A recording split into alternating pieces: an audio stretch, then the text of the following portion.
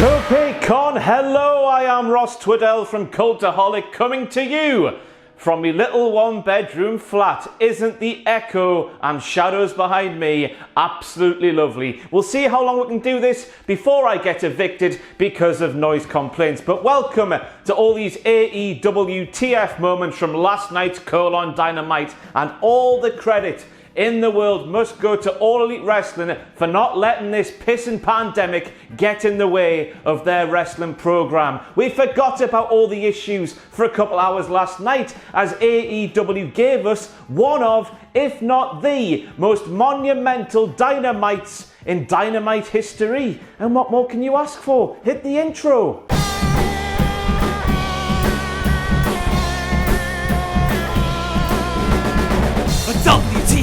WTF! And I'm making this a WTF moment because I was thinking if you strongly believe that anybody but Kenny Omega was the best wrestler in the Elite, you were all kinds of Pete Tong. Wronger than the biggest wrongin' from Wrongington, wronged county, all the wrongs. But during that really Freddie Blassie-esque rallying call that kicked off last night's show, Cody Rhodes revealed that he believes Hangman Adam Page is the best wrestler in the Elite, and quite frankly, as we're stood here on Thursday, I'm a little bit shocked the internet hasn't melted yet. And how serious was he being when he claimed we don't know if we'll have a Dynamite this time next week? Surely it can't be good day and good night.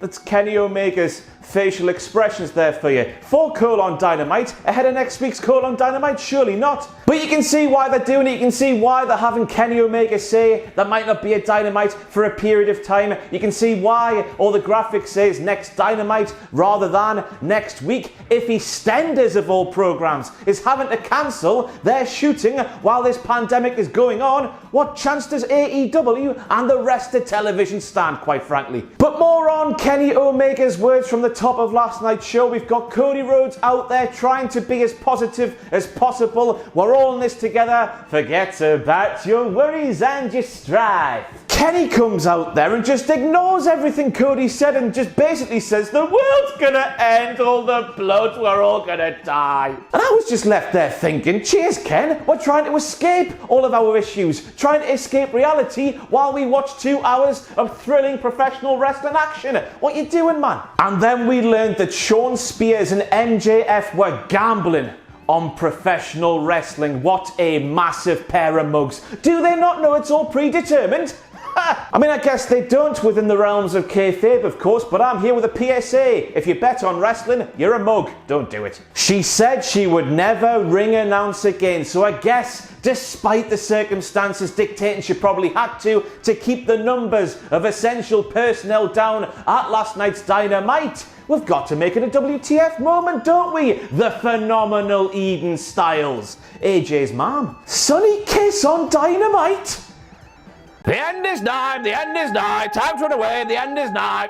But on a more serious note, that is the first time Sonny Kiss has been on AEW Dynamite since the Dynamite Dozen Battle Royal all the way back on November the 20th, and what is worse, on a recent episode of Dark, Sonny had to wrestle Luther, and nobody deserves that. All the best to you, Sonny. And I guess we've got to make it a WTF moment despite the fact all three of them weren't there because War Geordie Pack was stuck in Newcastle upon Tyne because of the bloody pandemic. Look, he's jumping off the Tyne Bridge right there, bunny lad. But that banging new Death Triangle theme was not heard, even though two members of Death Triangle was there, and quite frankly, I was gutted and I feel compelled to make it a WTF moment. We've been through the Yuka Zakazaki thing all these months and now we've got a new one. AEW, you crucify us sometimes.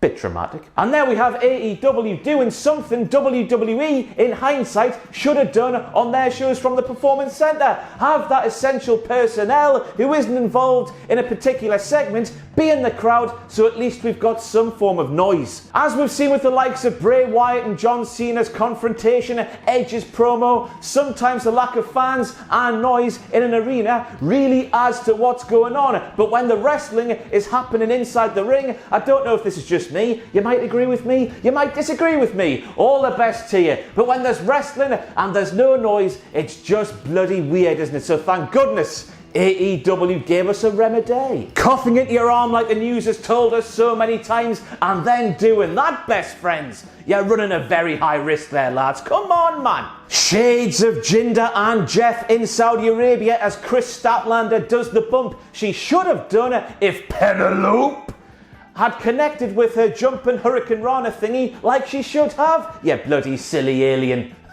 And then we have boom, boom, boom, boom. He wants you in his room. Unfounded reports there. Colt Cabana calling himself the Bruce Springsteen of AEW. And I don't know about you at home, but I always thought that Tony Khan was the boss of AEW.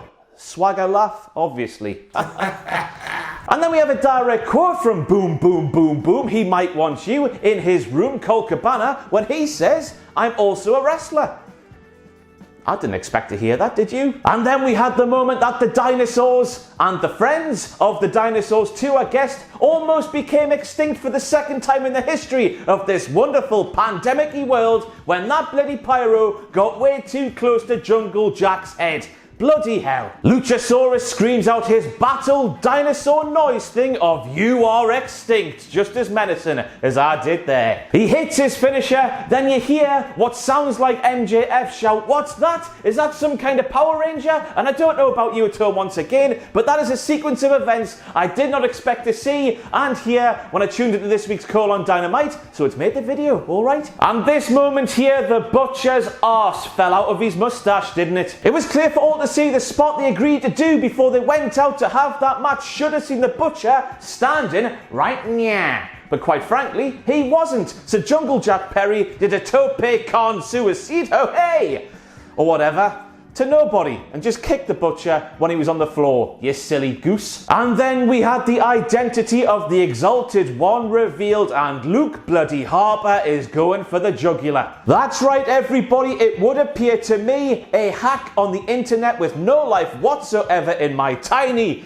little one-bedroom flat, that Brodie Lee is going to try and be the cult leader Bray Wyatt never was. That is too saucy not to mention, even though it could be a load of bollocks. Over so many years, Bray Wyatt was the supposed cult leader who recruited Harper, Rowan, Strowman, Daniel Bryan for a bit. I think he dressed up John Cena once, Randy Orton for a bit. But that was it. He was a crap cult leader. So now it would appear that Lee is going to do what Wyatt wasn't allowed to do, and quite frankly, hook it to me veins, and that dig at Vince McMahon. Woo-hoo-hoo! That was me getting excited. Christopher Daniels isn't the first out-of-touch old man not to believe in Luke Harper, and you know it's bloody true, don't you? You do. That's why it was good. But as some of you might have spotted, it wasn't all plain sailing for the debut of the Exalted One, as we saw Brodie Lee when we shouldn't have seen Brodie Lee. As you can see, he's right there, which means he would have had to have walked down the ramp past Kazarian and Daniels into the ring, all while a promo was playing that was shot as if it was live, even though it was quite clearly a pre-record. Brodie was speaking to Christopher Daniels as if he was just doing it live to the camera. That one didn't quite work for me. But back to the point at hand, he walked past them and then woof, he's supposed to have appeared like he just came up out of nowhere, like a certain Bray Wyatt might have done a couple of times. It was a shame. I know some of you might have wanted Matt Hardy in this role, but Brodie Lee given a chance to do what he wasn't allowed to do in WWE, I'm all for it, me. More of that, please. Brandy Rhodes, it was not Hangman Adam Page like you announced it. It's Adam Handwash Page. It's a new gimmick. It's so fitting for the times. How very Jim Ross of you, Brandy. Dustin Rhodes. What a man. No matter how long he's going to be on the air, even if it's going to be for a couple of seconds in the very background of a shot, like he is there, he paints up half his face like he's main eventing the pissing card. Imagine having the patience and the dedication and the passion that Dustin has for face paint. And then Vanguard pissing Warner arrived as we learned that not only is Matt Hardy a member of the All Elite Wrestling roster, but he's also an honorary member of the Elite, while Nick Jackson rests up his boo-boos at home. That was meant to be him licking his hand like a cat. And I don't know what else to add to that. It's just a fantastic thing to see, isn't it? Hopefully Matt Hardy will be allowed to do the things Vince McMahon, that out-of-touch old man, didn't allow him to do. But one thing I do hope we get to see with the future, or the immediate future, of Dynamite a bit up in the air is AEW take your essential personnel, or the Elite at the least, take them to the Hardy compound and host an episode, or maybe even a little bit of a second episode from the Hardy compound, a very enclosed compound. Aye. Imagine the fun we could all have watching Broken Matt train the Elite for Blood and Guts. Is that going to be the wrong tone for the matchup Blood and Guts is going to be? Probably. It'll be fun all the same. I don't know. It just feels like, you know, he's got that ring set up in his barn.